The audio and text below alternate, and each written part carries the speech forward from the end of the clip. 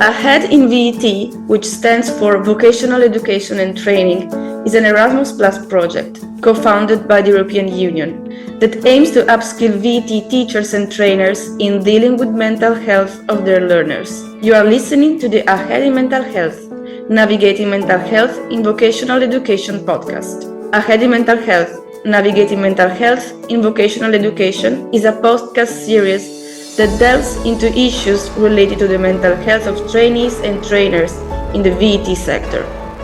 Experts in the field of mental health and VET will be sharing their experience and expertise, allowing us to gain a better understanding of the topic of mental health. I am Elisa Borrione, project manager of this project, representing Excelia in the consortium.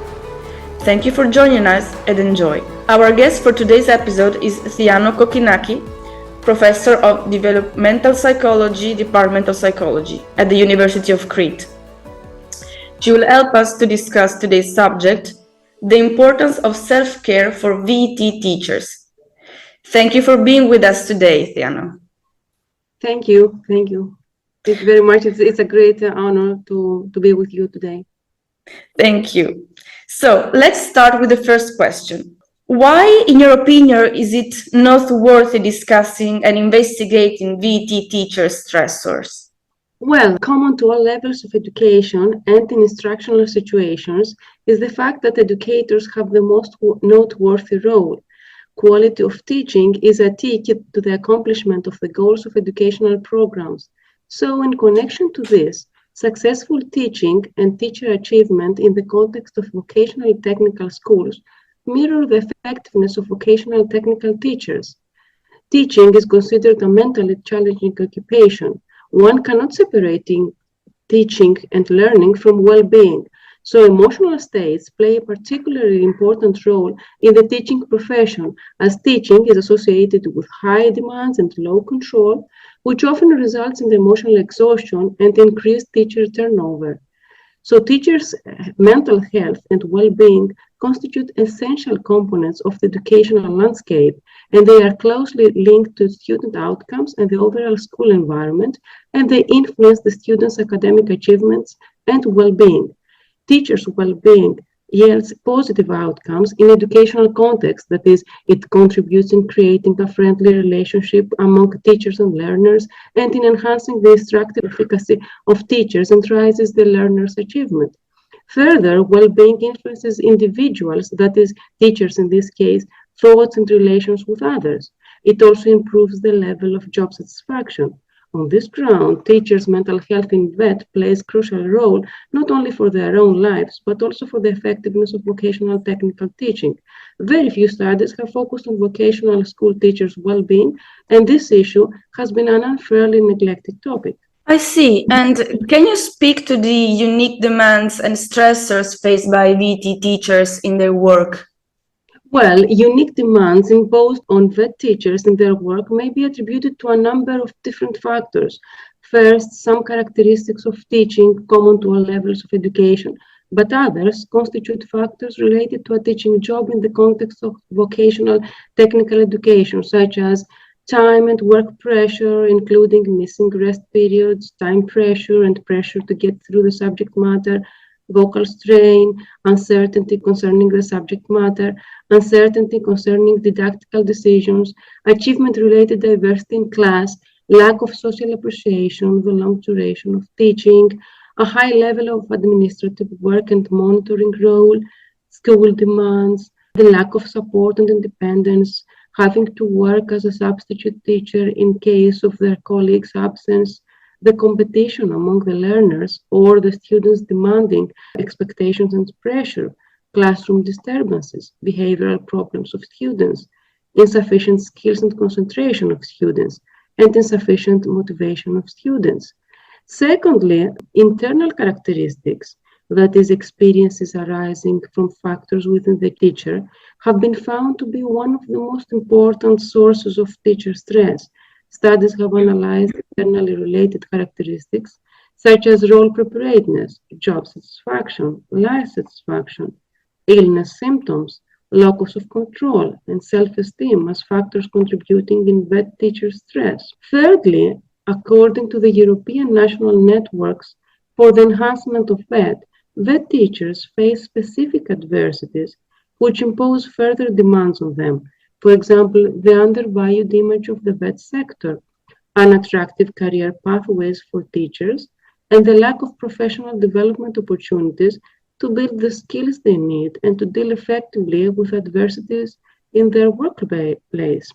Poor vocational motivation of students, ongoing changes in national vet systems due to harmonization processes at the European Union level, continuous changes in vet content due to rapid developments of science and technology. That is, the rapid adoption of technology in education brings new challenges as teachers have to constantly adapt their teaching methods and move around with digital tools and platforms. Unique demands are imposed on vet teachers by the evidence that vet students may face mental health issues for a number of different reasons.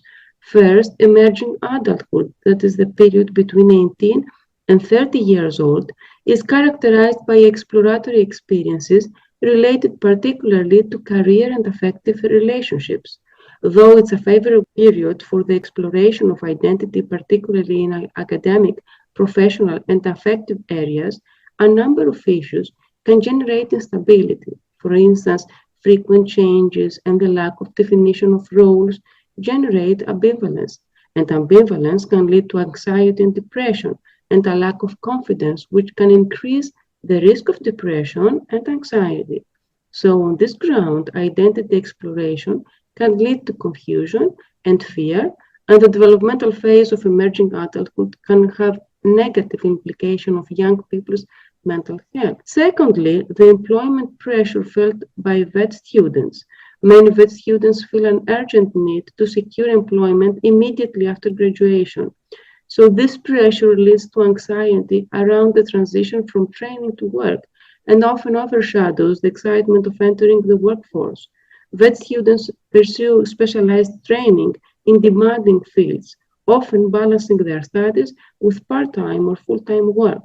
Moreover, one has to take into consideration that vet students commonly support themselves financially, that is, they have to cover tuition fees and living expenses, while at the same time they work part-time or in low-income roles. So this financial burden coupled with academic pressure can lead to chronic stress and anxiety, affecting their overall well-being.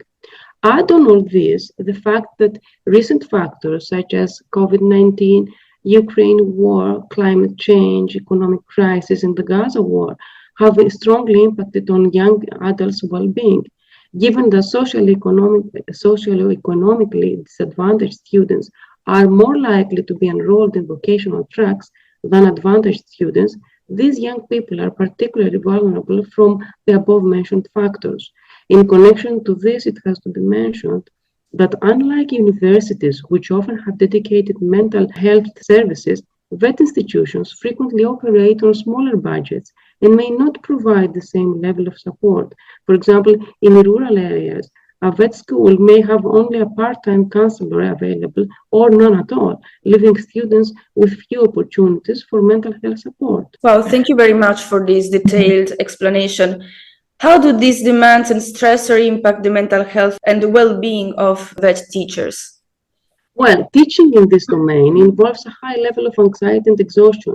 It's evidence-based that demands and stressors imposed on vet teachers may result in somatic stress reactions connected to affective stress experiences. So weekly working hours have been correlated positively with the perception of stress and the risk of burnout, and negatively correlated with well-being and job satisfaction. A high level of stress of vet teaching may decrease their motivation. Here, this is important given that vocational technical education includes both general education and hands-on courses for the acquisition of skills associated with a specific job. Thus, to be successful in this domain, teachers should be motivated enough, and this notion is very important and should be considered as it influences students' motivation and function. A motivated educator most likely reaches his goals. At the same time, he enjoys life. Thus, the above-mentioned demands may not only affect the well-being of vet teachers, but may contribute in leading to poor academic performance on the part of students with implications on the outcome in their educational context. This is very interesting. And what is the definition of self-care and why is it important for VT teachers? Well, regarding the first part of your question, that is the definition of self-care, the World Health Organization defines self-care as the ability of individuals, families, and communities to promote health, prevent disease, maintain health, and to cope with illness and disability with or without the support of a healthcare provider. In connection to this, according to the National Institute of Mental Health, self-care means taking care of health and well-being to feel better physically and emotionally. Self-care means spending time to do things that help you both live well and improve your physical and mental health. This can provide resources to help one manage stress, lower the risk of illness, and increase one's energy. So the following are some self-care tips. For example, get regular exercise. Just 30 minutes of walking every day can boost your mood and improve your health. Eat healthy and have regular meals. A balanced diet and plenty of water can improve your energy and focus throughout the day. Make sleep a priority. Stick to a schedule and make sure you're getting enough sleep. Try a relaxing activity such as listening to music, reading, spending time in nature, and engaging in low-stress hobbies. Set goals and priorities. Decide what must get done now and what can wait for the next days. Practice gratitude. Remind yourself daily of things you are grateful for. Focus on positivity and identify and challenge your negative and unhelpful thoughts. Stay connected with a supportive family, friends, and colleagues. That is, arrange frequently meetings and discussions with friends, or stay connected with family members who can provide emotional support and practical help. Well, taking into consideration that mindfulness allows individuals to self-regulate their stress and negative feelings, it is noted that mindfulness approach to targeted self-care must include asking yourself what you really need physically, emotionally, mentally, spiritually, or socially. Self-care is key to preventing burnout. So on this ground, regarding the second part of your question, that is the importance of self-care on VET teachers, given the above-mentioned unique demands and stressors that impact VET teachers' motivation, job performance, mental health and well-being, and the benefits of self-care, it is easily understood that teacher prosperity and taking care of oneself offers various advantages for teachers themselves, students, and the school system. In particular, when investigators deal with their prosperity, they have the energy, concentration, and excitement expected to convey excellent guidance. When educators focus on their prosperity and take part in taking care of their practices, they are bound to move toward their collaborations with students with compassion, persistence, and understanding. So positive educator-student connections based on trust, regard, and open correspondence improve the growth opportunity for students, advancing a feeling of having a place or an inspiration. Well, those are very helpful tips. Thank you very much. And can you provide some specific examples of self-care activities and habits that VET teachers can engage in their daily lives? As mentioned above, an example of self-care activity that VET teachers can engage even at school is to try and limit the time they spend online and on social media. Many people spend a lot of time checking their phones throughout the day. Perhaps they can substitute one or two of those checking times with just silence, stillness, or getting out into the fresh air alone or with a colleague. Less time checking your devices and emails can make a difference to your energy level and your ability to focus and concentrate. A self-care activity can be as simple as taking the time to enjoy a cup of tea, listening to your favorite music, or going out for a walk. So in connection to the above-mentioned self-care tips, VET teachers can at least once a day take 10 to 20 minutes to decompress by themselves. They can spend some time writing about difficult teaching days, which can help them learn to recognize and process their emotions. They can get in adequate sleep, exercise regularly, connect with the loved ones, have a family dinner or call a friend, practice mindfulness, deep breathing, or if judged necessary, seek professional counseling. You see that developing self-care practices is not always easy. However, it's important to listen to your body and understand that taking time to care and look after yourself is not selfish. Thus, best teachers may think about some simple activities that re-energize them. In this context, they may identify and implement any particular forms of self-care that work for them. It's very interesting. And what are some of the common barriers that prevent vet teachers from practicing self-care? There are both personal and environmental barriers which prevent vet teachers from practicing self-care. Regarding personal barriers, teachers frequently discuss the ways thoughts, feelings, and lack of resource awareness hinder their ability to manage stress. Also, feelings of guilt about prioritizing personal needs over others' needs are common. As for environmental barriers, external circumstances that create barriers are related to unconducive social climate, which includes mental health stigma and lack of peer support, and inconsistent administrative support, which includes unclear expectations and inadequate school facilities. I understand, but so how can these barriers be overcome in order VT institution and employers to be able to create a supportive environment for vet teachers to practice self-care? Vet institutions may provide employee development opportunities focusing on the promotion of well-being and self-care.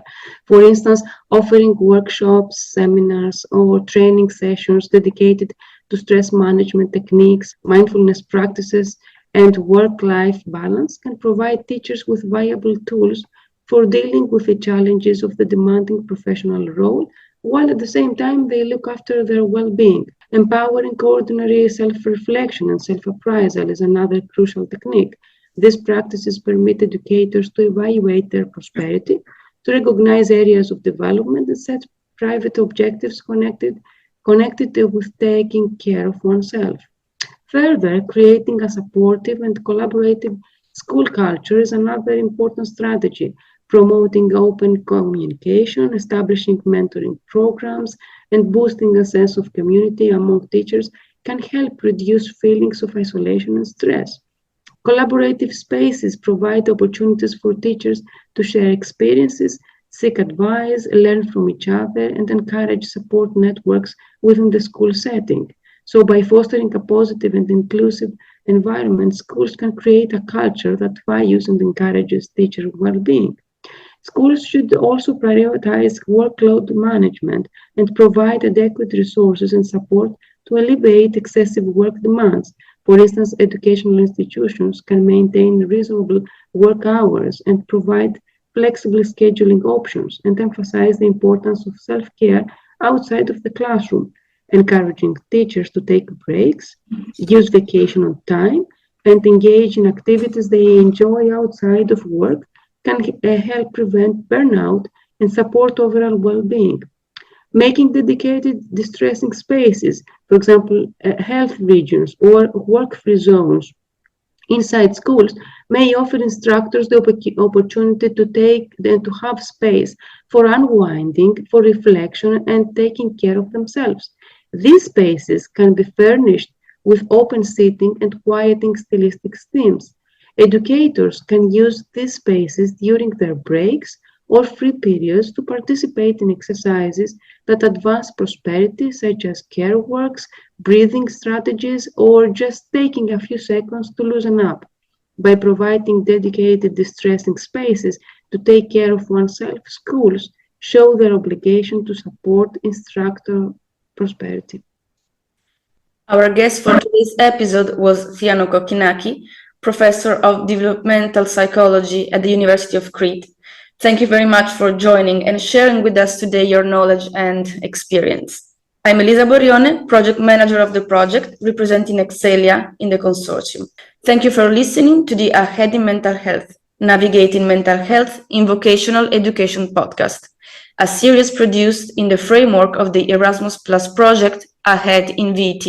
Remember, Mental health is an issue for which conversations need to continue, evolve and flourish, and together we can create a more compassionate and supportive VET community. For more information about the project, feel free to check out our project channels and follow us on Facebook, Instagram, Twitter, and LinkedIn. Find out more on our website, AHEADinVET.com.